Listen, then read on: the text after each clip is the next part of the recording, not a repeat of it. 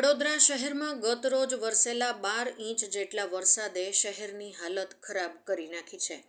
પૂર્વથી લઈ પશ્ચિમ સુધીના અનેક વિસ્તારો પાણીમાં ગરકાવ થઈ ગયા છે.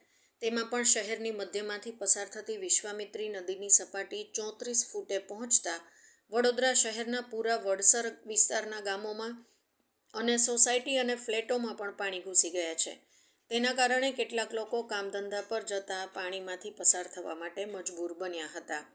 રિપોર્ટર શ્રીમાળી વિજયકુમાર, બનાસકાંઠા.